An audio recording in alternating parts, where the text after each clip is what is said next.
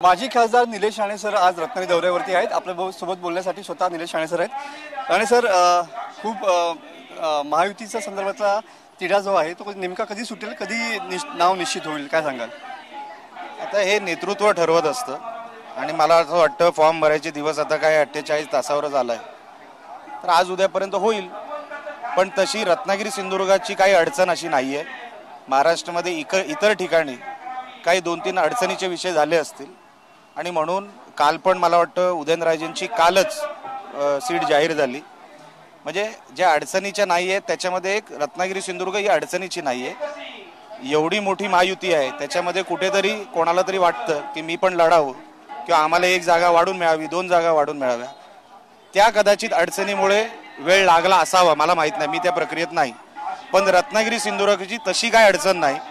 सगळं आमचं ठरलेलं आहे, दौरे सगळे होत आहेत आणि सगळे घटक पक्ष एक होऊन आम्ही महायुतीच्या प्रचाराला लागलेलो आहोत। शिवसेना पण या सगळ्या याच्यामध्ये आपला दावा या मतदारसंघावरती करते आहे, कसं बघता याच्याकडे? मी जसं तुम्हाला सांगितलं, प्रत्येकाला वाटत असतं की आपण ही सीट लढावी, कारण का वातावरण एवढं पोषक आहे। उबाटा गटाच्या उमेदवाराबद्दल जे विद्यमान खासदार आहेत विनायक राऊत, त्यांच्याबद्दल एवढं प्रचंड त्यांच्याबद्दलची एक नाराजी आहे, अँटी इन्कम्बन्सी आहे आणि प्रत्येकाला असं वाटतं की ही सीट आता 100% वाटतं नाही, खरंच आहे, ही सीट 100% महायुती जिंकणार आहे।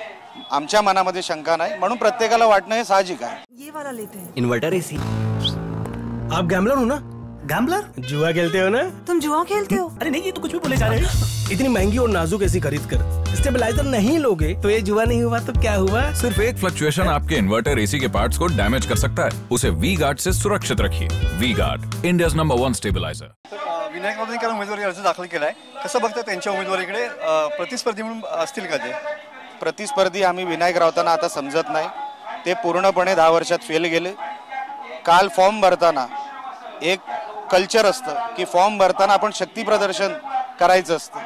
काल त्यांच्या त्या सभेमध्ये जेमतेम 1200-1300 लोक, ते पण राष्ट्रवादी काँग्रेस, शरद पवार गट, काँग्रेस आणि उबाटा गट असे मिळून जर तुम्ही 1200-1300 जमा करू शकलात रत्नागिरी सारख्या ठिकाणी, म्हणजे तुमचं सगळं संपत आलेलं आहे, तुमचं सगळं संपलेलं आहे, ह्याच्यातून हे स्पष्ट होतं।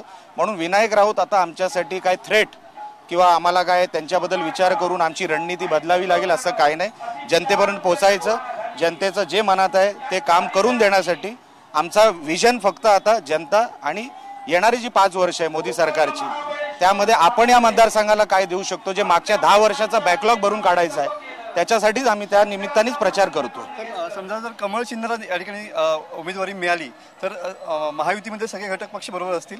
100% आम्ही महायुती म्हणून एक आहोत। कोणालाही उमेदवारी मिळाली आम्ही सगळे जीव तोडून काम करणार। नक्कीच। आपण या ठिकाणी बघितलं तर हे होते खासदार निलेश राणे सर।